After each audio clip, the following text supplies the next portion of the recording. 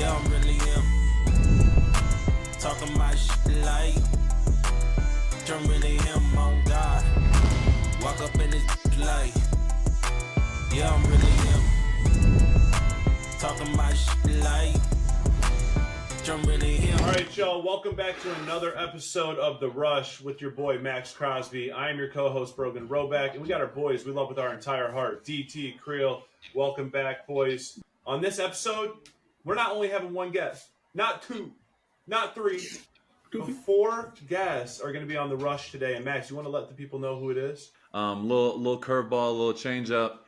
We got to show, we show love to the Rushman. That's what we do. It wouldn't be right if we didn't get the Rushman that work with me on a daily basis.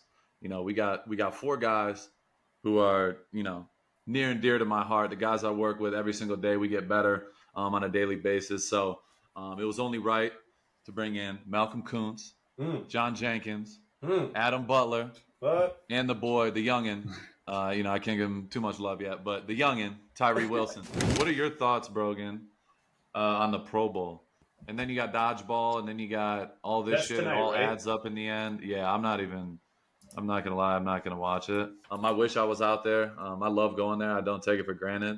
But what's your thoughts? Do you think they should keep doing that, or do you think they should go back to regular football? Go back and let them actually hit. And another thing I'd change is put it after the Super Bowl. And then let them hit. Let the guys kind of determine the pace and the percentage that they want to go at in the Pro Bowl. Look back in the day. Ocho Cinco was trying to route dudes up and was making plays. They were tackling them. The punter got absolutely demolished. And then Peyton Manning's taking snaps with Jeff Saturday when it's Jeff Saturday's last time playing ball. Like, those are great memories. And now it's like you're not going to even turn it on. We got to make some adjustments. We got to do something. What do they think this is? Yeah. Intramural football shit? Playing dodgeball? But from a fan side, I get it, kind of. Dodgeball. It just is like, it's too much non-football related stuff for a football fan to buy in and be like, hell yeah. That's what they need to bring back. Like, you remember they had like Larry Allen doing 225 like 48 times? Like, at least do something where I want to compete. Like, mammoths. I want to compete, bro. So if we're gonna do something football, let's do it football related. A central location. Everyone come to Vegas. It's only like a weekend or something quick, like 2-3 days. Boom, in and out, and then you get an extra, week off, and then reset. You know what I mean? That would make sense. If I'm playing against somebody, me specifically, probably because I'm a psychopath, but if you're first round seed in my league or whatever in our division, I'm taking you out. Yeah. I'm taking you out. I mean, come on, bro. It turned into hey, this is what's best for the team. Why would I not? I just don't see there being a point, a way for the NFL to go forward, because the Pro Bowl is it's a lost art. During the game, we're sitting there and the defensive guys and like the O-line and D-line, we were standing there the whole time. We were not involved in any meetings as far as, this is what we're going to do. It was just 7-on-7. So we're just all hanging out. All the other O-linemen are just chilling on the bench. And I'm like, I can't do this. I'm going to freak out. So I just went on the field. I went up to Ray Lewis. I'm like, Ray, let me go rush the quarterback. He's like, all right, go. I'm like, all right, bet. So I just went in there and was chasing around, even though that was harder than anything, because it's just, there's no O-line or anything, and they see you running at you, and they're just open field. It's like me trying to break down and tackle an open field. That shit was hard. You already know I like to train bright and early in the morning. I'm a 6 a.m. guy. And the first thing I do is take care of myself. Hygiene, everything. Mow the lawn. Make sure I'm not all messed up down there. Everybody has their own preferences, but for me, I gotta be clean, gotta be on point. So this episode is brought to you by the spring cleaning champions, Manscaped. Introducing the season's champ, the Lawnmower 5.0 Ultra. 5th generation trimmer features 2 interchangeable next-gen skin-safe blade heads. It also features dual LED spotlights. This is special. Guide you through the darkest winter debris. I mean, you could be in the middle of a winter storm, complete darkness, and they still got you right. Get the full grooming experience with the Manscaped Beard Hedger Pro Kit. As you can see, my beard is on point. You got breakfast, you got dinner, you're meeting up with some people, your agent, whatever it is, get right. Clear out that winter bush with some Manscaped Lawnmower 5.0 and join the 10 million men who trust Manscaped with our special offer. Go to manscaped.com and use code RUSH for 20% off plus free shipping. Don't play around with that. It's the best thing on the market. I can't just stand here for 3 hours and watch these guys compete. Like, that's not me. So, I mean, there's so much money nowadays involved too. You can't go out there. Guys' mindset are different.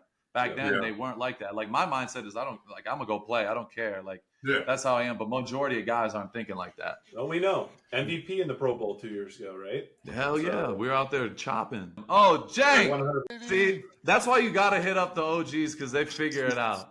I mean, I'm texting Tyree, I'm texting Malcolm. They're struggling. They don't know how to get in the app. You figure it out in 2 seconds. I mean, Man, I'm not surprised. Man, you my dog, man. How to make it happen for you, brother. And we just said it's like a watch. It's gonna turn to a D-line meeting. Hey, it's all good. Tyree, you good, brother? I'm good. How y'all boys? Great, man. Living the dream. Living the dream. 10 plus years in the league, that's rare territory, bro. So how have you made it work and also play at a high level for so long? When you spend a lot of years in the league, bro, football becomes easy. X's and O's are easy, bro. It's more on the want to and having a culture that allow you to be you, right? So this year was a great year for me personally because of the fact that the culture that I was a part of, it made it so much easier for me to just give it my all and just be great. You know what I mean? 100%. And to go off that, I was literally just gonna get to that question too, Jank. But we talked all camp. Like I was telling you on the sideline, like this is gonna be your best year yet, and things like that. What do you think as far not just the culture, itself, but like was there anything you did differently as far as training? I know you like to ride your bike all across the damn country, and you do a bunch of different shit. But was there like something more specific you did that was different this offseason? Mentally, so I took a big mental approach, a different approach mentally, and what that was is I gave more of my focus into the team, right? I gave more of my focus into me being a player and understanding my role. I saw how you were going down, like how you was handling business, and I saw how everybody else was handling business, and it was just I think it was different for me, bro. From a mental standpoint, I didn't let any outside noise interfere with me trying to do my job, if that makes sense. From the workout standpoint, bro, man, I'm not trying to get on a tangent, but be real with you, bro. It was a lot of different things. Competing Talk with your you, shit, I think. Jank. Get on that Talk your shit, baby. Yo, Don't hold back. We don't do that here. So people don't know how you and I, we turn into I turn into a whole different person, right? So I always talk shit to Max. So Don't we I'm all? always talking Hell shit yeah. to Max. Yeah. So when we doing like even ball get off, bro, everybody in the world know Max is faster than me. But I still talk shit to him though. and to be honest with you, it kind of lit a fire in me to be more competitive, right? So I was just feeding off his energy and then, and just talking shit to everybody else on the D line. Like I'll talk shit to Tyree, I'll talk to Malcolm, I'll talk to Bilal. We'd be in a game. So I was already, the whole preparation was easier for me because I've been doing it for so long. But it was more of a mental approach on how I'm gonna relit my fire inside of me and be more aggressive and be more of an advocate for the D line. You know what I mean? No doubt. And I think you hit it spot on. Like just from, Tyree probably said the same thing, and anybody in our D line group, like we all were so tight knit and we did everything together. We had our D line dinners every Thursday. And y'all, obviously y'all, Brogan, Darian, Creel, like that was something we focused on from day one. Like we're gonna be tight knit. Like we're gonna get to know each other. We're gonna spend time with each other.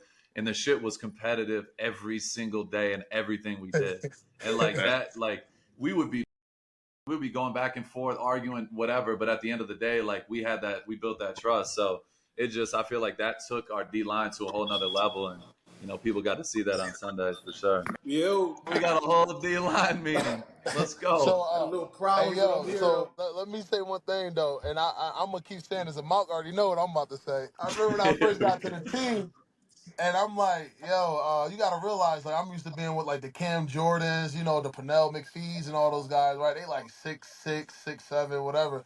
I look at Moat.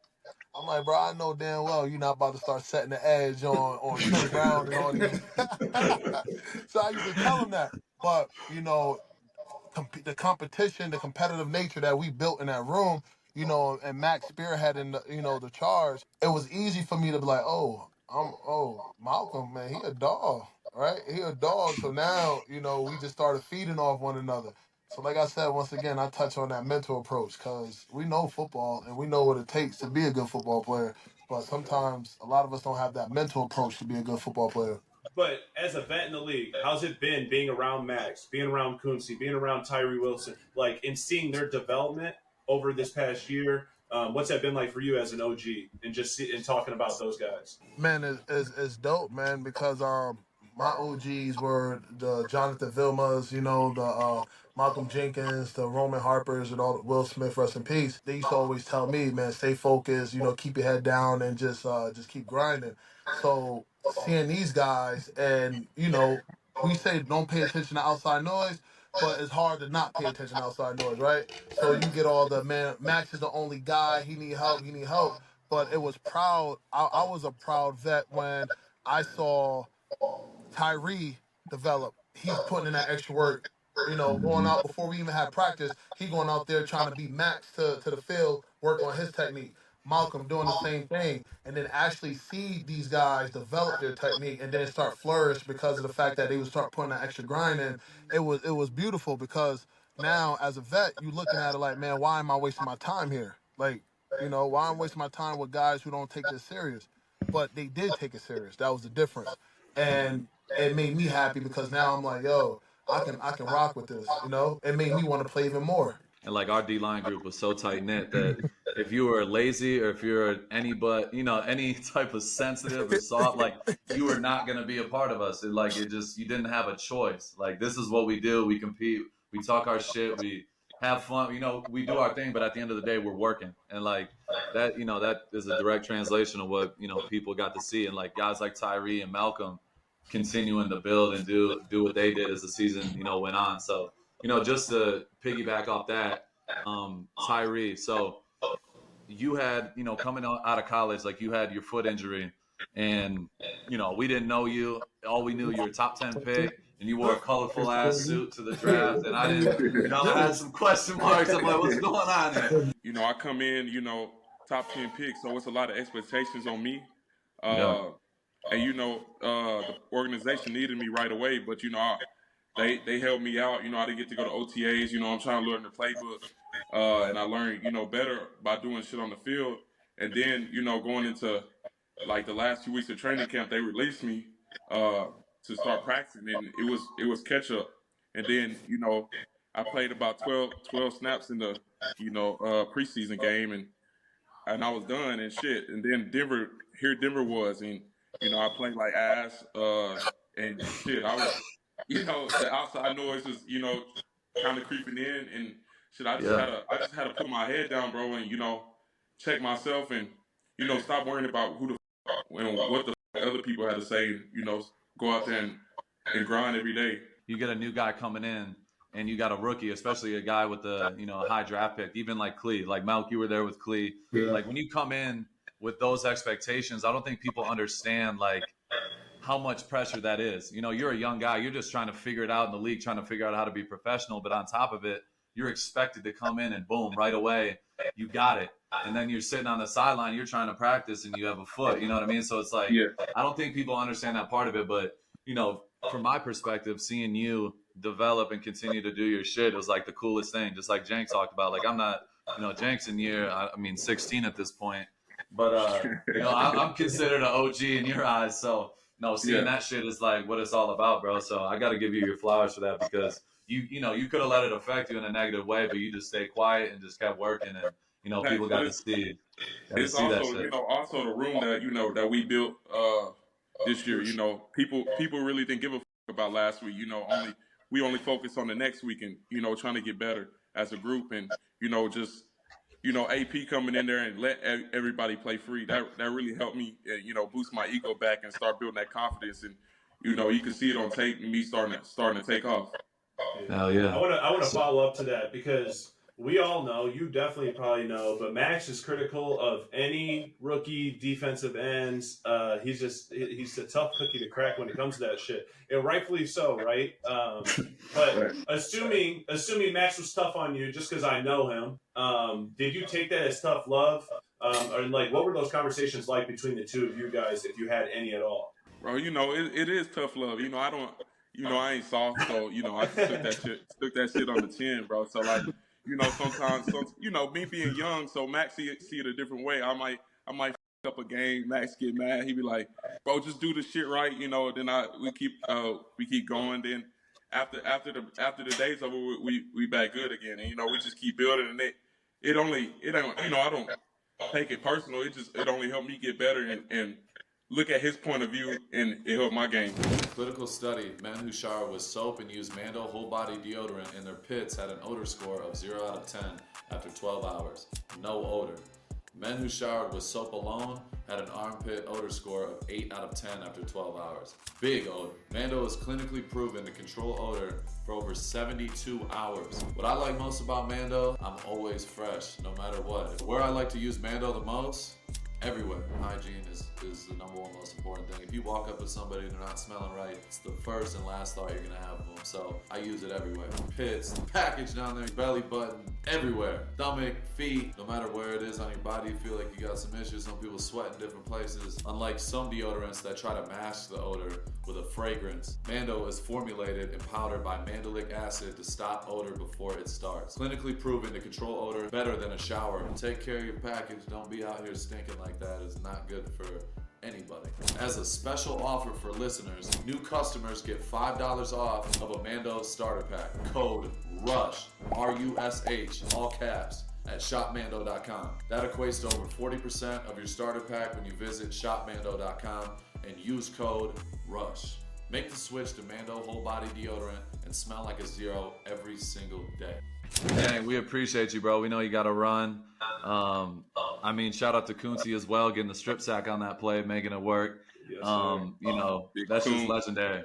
That's just legendary. But Jank, you already know how I feel about you, my OG, no matter what. And hopefully we get to keep running this shit up and run it back. So we appreciate you, brother. All right, Appreciate man. you, Y'all guys. have a good one, man. Be safe. Appreciate you, man. All right. But did the Mac prepare you to play in the NFL? Because people sleep on the Mac, but if you turn on Super Bowl normally, there's a lot of Mac guys playing.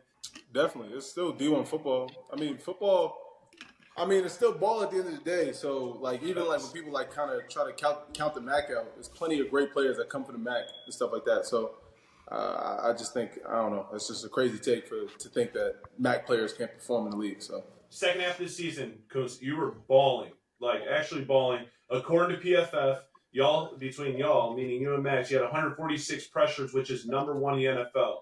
Most by any duo in the league. So I got to ask you, what clicked for you in the second half of the season? And I know there's a lot of guys in here that are competitive and might want to jump the ball in this, but are you guys pushing being the best duo? Is there going to be a trio in here? I'm just curious your thoughts. everybody in that room just want to play as good as they possibly can.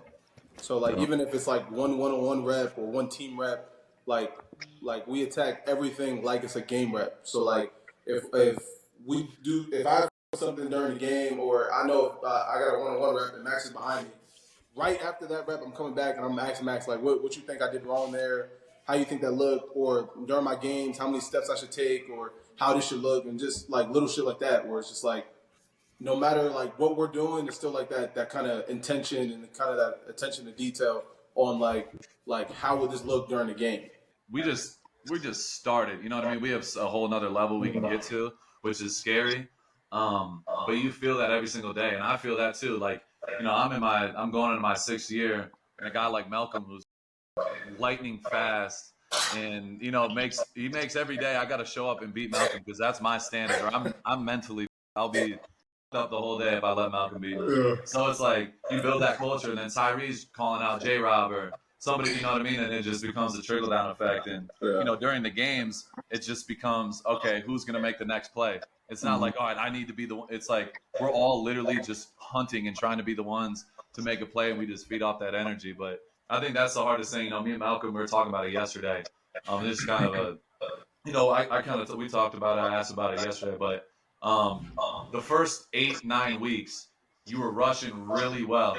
And I want you to explain this, because every rusher, Tyree, you've gone through it. Adam, you've been in the league for a long time. You understand how it is when you're rushing your best, but for some reason you're not getting sacks. What helped you, Malcolm, like the first half of the season, just keep going and not let the sack total or the stat like you derail you from, you know, continuing how you were rushing? I think you told me that I was rushing well, and I was like, it's getting super frustrating because I'm not getting home at all. And you was like, yeah, I feel you. You just got to keep on going. Just keep on hammering at it and it's gonna work out. So that's why I just took it. Just keep my head down, pin my ears back, and just keep on rushing. And then wherever the chips fall, they fall. So. Is it true that you were a rugby player in high school? One of the coaches was a close family friend, so my older brother played it. Then my other brother played it, and then by the time I was about to go into high school, it was like it wasn't even my choice at the point. So then. How confusing is rugby though? I feel like I have no clue why they're on each other's shoulders and shit. Nah, I would say rugby's actually more simple than football. Football has like a whole bunch of rules and a whole bunch of like weird positions and stuff like that. So, but rugby's actually fairly simple. It's just when you look at it, it looks complicated. It's just like people run at each other, but. I want to say physicality. I think it helped more with like technique, like making sure you have good body position to like tackle somebody because you don't have pads on, you don't have a helmet on, you don't have shoulder pads on. So like a lot of those like big hits, you're taking like straight to like your collarbones and stuff like that. So if you don't tackle right, you're gonna break something. So for sure, yeah, that's just different. You got to be a different breed to go out there and fly around with no pads and lay each other out. It's different. You coming from New England, you're undrafted, you come in. What were your first initial thoughts about Bill Belichick when you first got there as a rookie, and what are your thoughts of him now and just being in that system and that culture? Like, what are your overall thoughts and opinions on it? So if you ever been in his system, anybody you talk to, I don't care who it is, if you ever been in his system, there's like the fear level is like up here. You know what I'm saying? You always on eggshells in the building. You always worried you gonna fuck up or this or that. You know what I mean? Because like when he punishes you, he punishes you to the maximum. Let's say you get a personal foul in the game, and the league fines you $15K. This man will turn around and also fine you conduct detrimental to the team. So instead of you just getting the $15K from the league, you finna get another $25K on top of that. Damn. And I didn't even think that was legal. Bro, I'm telling you, like the more and more I went there, like I understood, like he had a philosophy and he stuck to it. Like win, lose, or draw, he just had a way of doing things, and whether you agree with it or not, you was gonna do what he asked you to do because he was just that man in the building. You know what I mean? Mm-hmm. Yeah. I think I still think he's the greatest coach of all time. I don't think there's really any debate on that. And you can't say that his philosophy didn't work. You know what I mean? As hard as it might be, but when I tell you that man was strike fear in your ass, he will strike fear in your ass. If he is the greatest head coach of all time, which I agree he is, it's only right. But why do you feel like he's not a head coach right now, looking like for this next season? I think everybody knows that if he whatever building he comes into, he's gonna want to do things his way, and that's just what it is. And I can't really speak on owners. I've never been an owner. I don't know about it, but logically, I would assume that most of the owners are going to want most of the control. You see, but Bill wants most of the control. So there's that conflict. And I just think that a lot of clubs probably just don't want to deal with it. Yeah. That's fair. I feel like Bill's just socially awkward. Like you could tell, no eye contact, just kind of tweaking out, kind of make his way out. Brady does the same thing. He really doesn't shake hands sometimes either. Yeah, but I mean, shoot, even Tom shook my hand. Like when I was in Miami, he shook my hand after the game. When he was in Tampa Bay. But Bill, he's just a different guy. And I guess that was like my first real taste of actually seeing what type of guy he really is. Like he's just strictly on business. No real friends in the industry. You know what I mean? And that's just him. Yeah, and then have you had any country music infiltration growing up in Texas and going to school in Nashville? I used to listen to George Strait all the time. No, for real. I mess with Luke Combs. I love Luke Combs. Luke Combs is another good one. Just my favorite song by him is When It Rains, It Pours. Yeah. I love that. Was my shit. I love that song. Morning. Yeah. I love it. Here I go, girl, fighting back. That's my shit. Yeah. I'm either listening to motivational videos by like Eric Thomas, but if I'm like bumping the tunes, I'll normally listen to Meek Mill. Yeah, I love that. I fuck with Meek Mill heavy. Yeah, and specifically his Championships album. He actually made that album after we lost to Philly in the Super Bowl. So the album is actually about Philly beating us. So when I think about it, it just motivates me to just go out there. Hell Yeah, so like the whole week that we won the Super Bowl against the Rams in Super Bowl 53, I was listening to Meek Mill the whole week. Ask my family, if we got in the car, I don't care what they were playing, I would make them put their album on the whole week of the Super Bowl. I didn't care. I love it. How has it been playing with Max, and how do you guys make one another better? And just, what's it like kind of being an OG to guys like this with high caliber players? And then what's it meant for you in your career? It really means the world to me. It's an honor to play with somebody that legendary. And I mean, like, how you 26 and you just a Hall of Famer already before you get to Hall of Fame? Like, this man has got numbers I've never seen. Numbers I've never seen before, literally.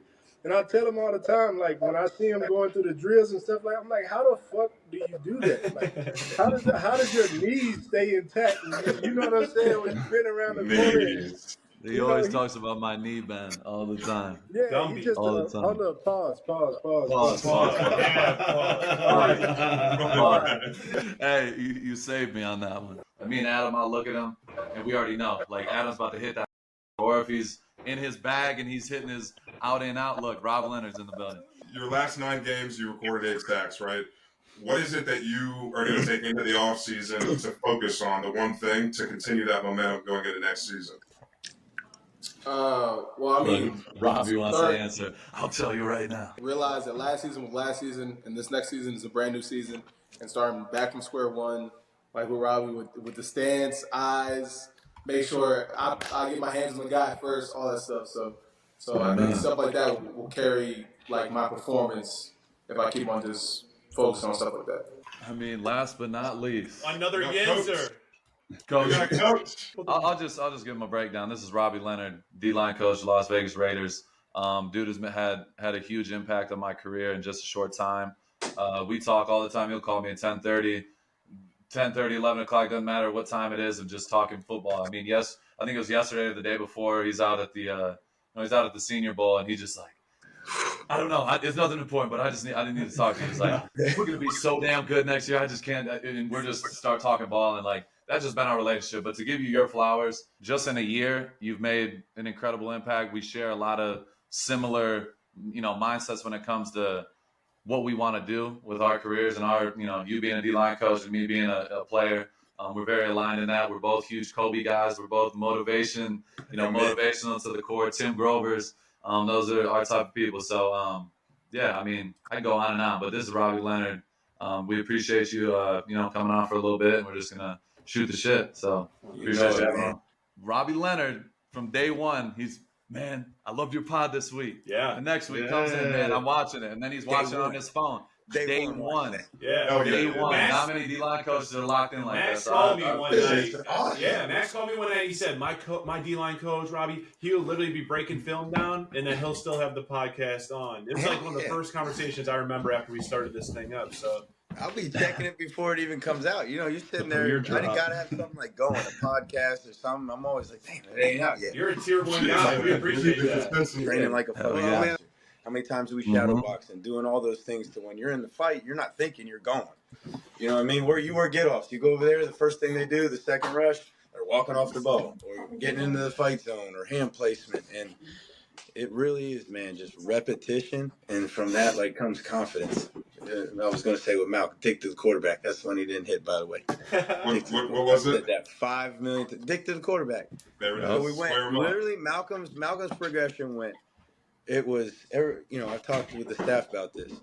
Get off, stance and get off, stance and get off. Every time you look at it, he was 2-point, 3-point. Oh, there's a bird, there's a plane. Oh, it's like this. His stance would change every time, so you just kept it.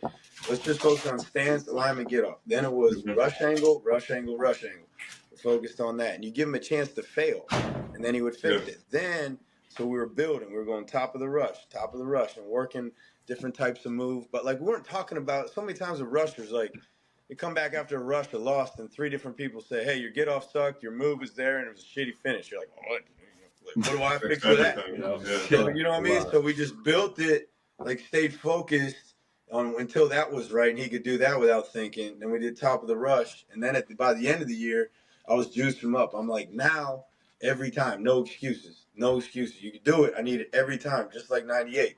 Like he's like watching a pitcher in baseball. He does the same because I just watch his body language, what he's looking at from the sideline. And it's the routine. He's not even thinking about it. No. It's so trained. 100. And then he can talk about little things. I miss with my hands or whatever it is, because he's programmed like that. And Malky's on the way. Yeah. Infectious energy, baby. Let's go. Infectious. And correct me if I'm wrong. You walked on at North Carolina State, right? You paved your own way, right? If I'm not mistaken, you started at safety and linebacker. You paved your way. Maxx is kind of similar in that aspect of, only one offer in college. 4th round guy. Now he's, top dog. So is there a lot of similarities as coach to player when you go coaching him? Like you guys have so much in common and you see yourself maybe in him a little bit.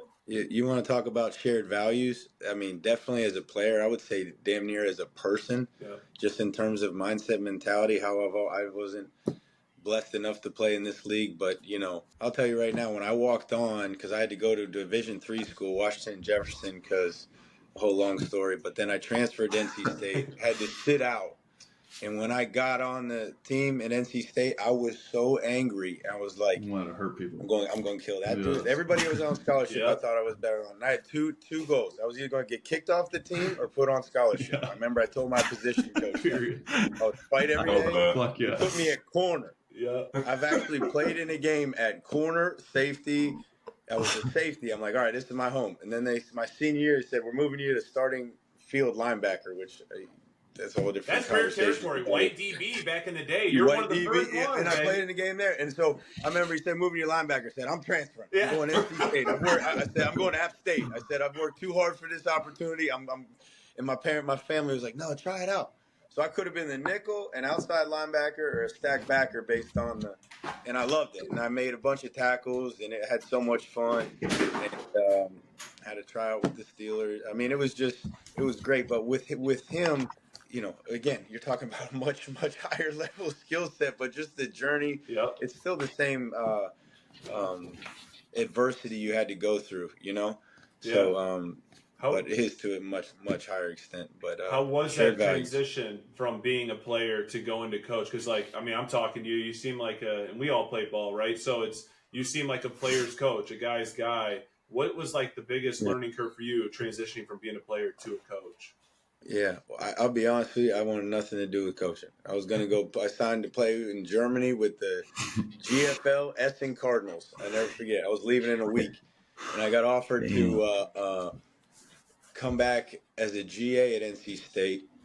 And my folks were like, "What are you going to do when you come back? You want to make $3,000 a month? You're going to be sitting there again." So I was like, "All right, I'll do this GA thing." Didn't say 2 words for a month, and then this guy named John Tenuta, who's like a legendary defensive coordinator, took me. He goes, "You're with me."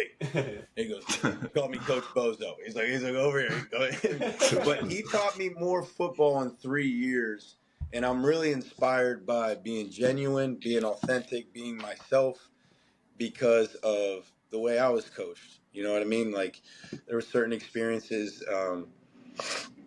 You know how certain coaches can be. You see other coaches' life, you're like, I don't want to be that person and live that lifestyle. But I'm like, if I'm going to do this, I just coach players the way I would have wanted to be coached. I'm really driven by that, to be honest with you. And because I still think that way. You know what I mean? Like, I do drills with these guys, whether it's up or not. I'm still like, like I look at Tyree. I seriously in my mind think I could like I might just jack him one time, but I'm like in reality, yourself, right? You know what I mean? But reality, it's so laughable, but that's real though. It's real.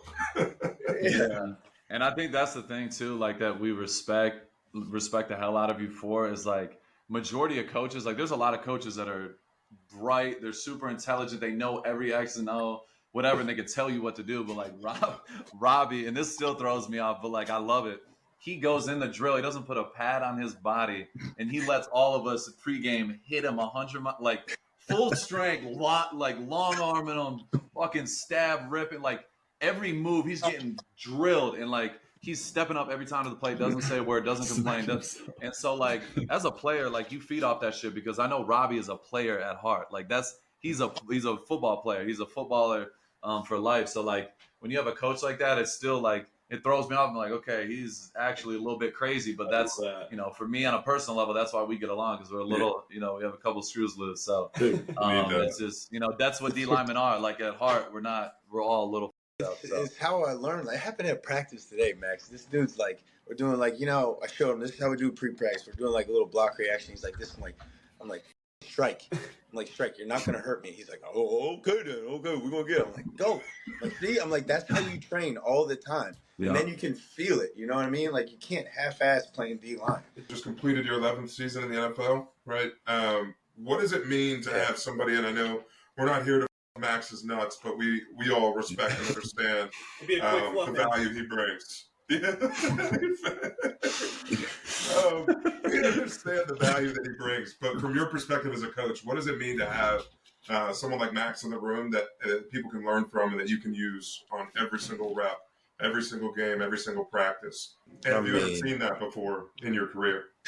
Hell no is the answer. And it's like, leadership 101, lead by example, right? I felt like there was even more of that. Probably, I don't want to speak for Max, but definitely last year. He's always led by example, right? But in terms of, and I wasn't around last year either, but we've talked about this. Now leadership, you're not a leader if you don't have any followers. You know what I mean? Yeah. So now it's how many people can you bring with you, and watching him grow from that aspect has been amazing. And it's not all like, there is an element of learning. We're all still learning of when to speak, when not to, when to grab a guy one-on-one. Yeah. The biggest word I use with Max is like intentional. He's intentional with everything he does. So being intentional, and you can only do that if you observe. You know what I mean? Like, who's quiet in the meetings? Who you got to approach Malcolm a certain way. You know what I mean? Like, you every single one. So the more you know those guys individually, let alone the whole team, I've seen him grow from that standpoint, and that's like, I think the results speak for themselves. Like, our energy, like we said day one, infectious energy. Like, I want our room to be right, and when it started and everything was progressing step by step to where it actually did overflow to the other rooms, in my opinion. Yeah. Because if we didn't bring the juice, there was no one. No, I agree. I mean, we talked about it since day one. Like, me and Robbie met, and Jank was there, I think, the first day as well. And we all three, we sat in the D-line, in his office and chopped it up for like 2 hours. And we're just talking about the culture and what we could be and what our plan is and what our identity is going to be. And like, just seeing it come to life when you have, it's not just me and Robbie talking about it, but then you start talking about it with, everybody. It starts becoming who we are. And every single day, it's like, we're competing at the highest level. Everyone's trying to win every rep. Everyone's fighting to get to the quarterback. And like you said, like, that infectious energy is what it's all about. But, I wanted to ask this too. So I'm going to kind of put you on the spot. I want you to call me out in a way. But going into this offseason, I'm going to my 6th year. What do you think are the main things you want to see me improve on next season? Not only as a rusher, but as a run defender, and also as a leader. So all three of those, perspectives. What do you want to see me improve on? Hot seat, and keep it real too. Keep it real. Yeah, keep it real. Which one first? I'm losing. Can you tell Max is injured and he needs an edge right now? He's just fishing for it. Yeah, 100%. I'd start with the pass, He's run, like, and then leadership. Piss me off. Pass, run. Okay, pass. Eliminate the rogue rushes because they're wasted ops. Like, no matter what you do in that situation, you ain't getting there on that. You know what I mean? Like, if you feel what I'm saying, the going me crazy in the Kansas City game. I'm like, you know what I mean? Rather than we can adjust something a little schematically to just let you go. Yeah. You see what I'm saying? And you feel like you have to do it on your own. Run game wise. There's two things I'd say. One, figure out how in short yardage when you can't go over the top. Because basically, if you're not going to come out the game, if I have to play the B gap, how I'm going to do that? Yes. If I had to stay in the B, so Kansas City on the 1 yard line at home, like there's no choice. You got to be in the B gap. So like it's going to suck. Like, you're getting two guys double teaming you, so we can sub it out. But like, I can't help you. Like, you have to play B. You see what I mean? I respect it. And I know you know what. Yeah, So, yeah, I feel you. shit like that. Your changeups are phenomenal. I appreciate in the run game, and I'm telling you, Max, we wouldn't have had the buy-in we did if you didn't go through the whole spring with the discipline of lock, peek, shed with your eyes, of understanding just playing your primary gap and doing your job. And we talked from day one, not eliminating what makes you special, but there's a time and place. Yeah. You see You what have I'm to have the foundation before you can go You know and try what I to mean? make Like, those you type of can't plays. strike a block. And the moment you take 100%. that for granted, shit gets up. And then Yep. everybody starts taking chances. Then it's just Hit it.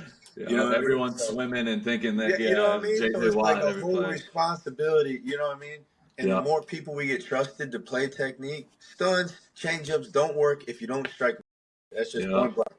And 100%. there's other guys that are buying into that. The Matt Butlers, Bilal figured that out. Like, man, if I strike, he's going to launch at me. Now I can hit him at the whoop wop.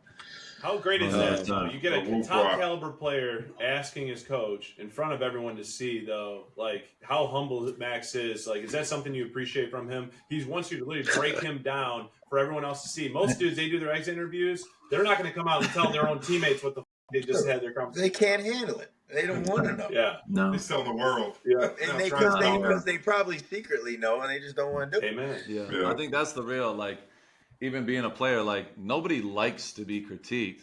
Like, that's not a secret. You know what I mean? It's whether you want to get critiqued or not, Yeah. or you're going to actually apply this shit. Like, of course, everybody has an ego in a way, being in the NFL, being a player. Everyone's a little bit sensitive. You know what I mean? It is what it is, but it's how you apply that shit. And so me and Robbie are competitive shit. And like, we'll be in practice and he'll say something to me and he knows, like, I'm like, all right, watch this shit. Like, I remember it was earlier in the season and I was going in. For some reason, I was just in one of those moods where I'm like, I'm going to kill everybody today. And we're in the indoor. Like, we're on the indoor in practice. And it was like 2 weeks in the season. I think it was after Buffalo. And I'm talking to Tyler and I'm like, Robbie, fuck, the cream always rises to the top. I'm telling you. I'm like, just watch. 2 months from now, let's see who they're talking about. Let's see. And we're like shit like that. But that's what makes it special is because, you know, me and Robbie, you know, obviously you're my coach. It's a different level of respect. And you love the game and appreciate it. And being a player, like, showing up every day, understanding, like, you get both sides of it because you were a player and you're also a great coach at the same time. So, yeah, it makes it fun every single day. You know, we have a room, we have him being our guy, leading the way, and me just being able to be myself and have real conversation. It just, you know, it is a trickle down effect for sure. Yeah, man. And with that rush stuff that coming, I would deep down want you to get to 20 so bad. I wanted you to get the everything we talked about. You know what I'm saying? And be as efficient with that as we can possibly do to maximize the ops. That's what, like, no doubt, and we will. Yeah. No, what was the there's last no doubt one? about What it. was the last one? Leader? As a Leadership. leader, get as quickly as we can, pick up where we left off with a room that won't look the same as it was before. Yeah. You see what I'm saying? Like, and that starts with 100%. people being genuine themselves, owning who you are as a player, the good and the bad, all that shit. Because more like that's how we were rolling. Like, hey, we know Yeah. you can't do this, or you can, you know, like all that type of stuff. And the quicker you break down those walls and our room's rolling, the quicker it'll happen with the whole defense, and we'll take those jumps and come out the gates hot, you know. So it starts with our room before we get to everybody else. You know what I mean? We will have a new coach in our room, maybe one, maybe two. So that's part of it too. In the back of my mind, like, we got to get synchronized there, me and him, before we walk in that room with you guys, of who's doing what and all that stuff. But continuity wins, man. I say that shit all the time. I've said it down here like 10 times. Continuity wins. Coach, you're not the only one from Moon Township. Dustin Krill is from Moon Township. Moon Let's Township. go. He's there right From now. Moon Township. Yeah, go. Dustin There you Krill. go, I'm baby. living there now. I'm not from Moon, but yeah, I'm living in Moon now. Where are you from? Moon Beaver. Township. You know about the airplanes coming Oh low, yeah, man. let's go. That one The was gonna hit Tigers. my house. No, yeah, there's shit shakes at like 3 a.m. You already know how I feel about you. Appreciate the hell out of you. And Appreciate you guys, let's man. keep rushing. We You already know. appreciate you. You know it, Thanks, man. Rob. You You already know. I know. appreciate y'all having me, man. You guys do a heck of a job. Thanks, brother. Thanks Sorry. for being a day, All right. Appreciate you. Good luck. All right, boys. Appreciate it. That was dope. I mean, that was a awesome segment. Obviously, we're still rolling, but like, I want this to stay on the pod. That shit was dope. I mean, getting everybody in. Royal Rumble. That wasn't even the plan, honestly, to everybody out there. Our plan was, okay, we're going to go 10 minutes Malcolm, 10 minutes Tyree. We'll go one at a time. Malcolm had some issues, Tyree had some issues, and then it just turned to a D-line meeting, and then we had 30 minutes of Robbie Leonard by himself. He wasn't even supposed to be in it. We just threw him in there because we thought Malcolm wasn't going to make it. So Yes. all of that to say, that shit was legendary. Those are the guys I'm with every single day, bro. When you got a coach like that who's dope and understands and loves football and is obsessed with it, and you got players that all understand each other and got real, genuine appreciation for each other, that's why you go from 25 sacks to 46 sacks in one season. And us staying together, keeping Robbie, myself, Malcolm, all these guys, we're only going to get better, bro. And we're going to keep building. So, to the whole D-line, I love those dudes. I mean, every single day I get to show up. Our room is so much different. Like, you know how that shit was with Bulla at Eastern? Like, our shit was we were a cult. Like, everything that's what that felt like, though. And just with all them being in the room right there. Bro, yes. And that's what we've been, last year, that's what we didn't have. We were separated. It was outside linebackers and D tackles were separate rooms. Like, when we had Marinelli, that shit was 2 years. We were a family. Yeah. When we had Buck my rookie year, like, we were close. And then last year it was tough. So, like, getting back to our roots and really creating that culture, that shit, it starts with the big boys. Like, if you got big guys running to the football, bro, that shit is contagious. Yes. And, us producing at a high level, you get to see it. And, like, just having 1 year together, bro, imagine what year 2 is going to look like. Everyone's going to continue going in the right direction. It's going to be a scary sight. The coolest thing about it is, like, how if you're on a team that, is a struggling team, when y'all were first to Eastern, y'all were the worst team in the country. You know what I mean? My freshman year, we were 1-11. Like, you would go to, if a meeting started at 8, you were in that bitch just before 8. You know what I mean? Or dreading the fact that you had to go in the meeting. Like, when we have off time, we're in the D-line room just hanging out. We're watching shit. We're just like, we spend all of our time together because we genuinely, care for each other and like being around each other. So that's a direct translation that people don't get to see. That, it's a direct translation on Sundays. Why we play together well and why we got better and better is because, we're all on the same wavelength. So it's dope, bro. It's a special room. We appreciate the hell out of you guys. Comment, like, subscribe below. You already know the deal. We appreciate the hell out of you. This episode was the Rushman edition. We had 5 different people from our D-line room come in, show love, obviously 4 of my teammates, and also our D-line coach, Robbie Leonard, Adam Butler, Tyree Wilson, Malcolm Coons, John Jenkins. Big shout out and respect to those guys. Love them like my brothers. And just want to say thank you for, thanks to them for coming on and supporting the show. These are my brothers. Darian Terrell, Dustin Creel, Brogan Roback. We love you guys. We appreciate y'all. Stay tuned in. We'll see you in Vegas. Hell yeah. Yeah. Peace. Walk up in the light. Yeah, I'm really him. Talking my shit like I'm really him on God. Walk up in the light. Yeah, I'm really him. Talking my shit like I'm really him.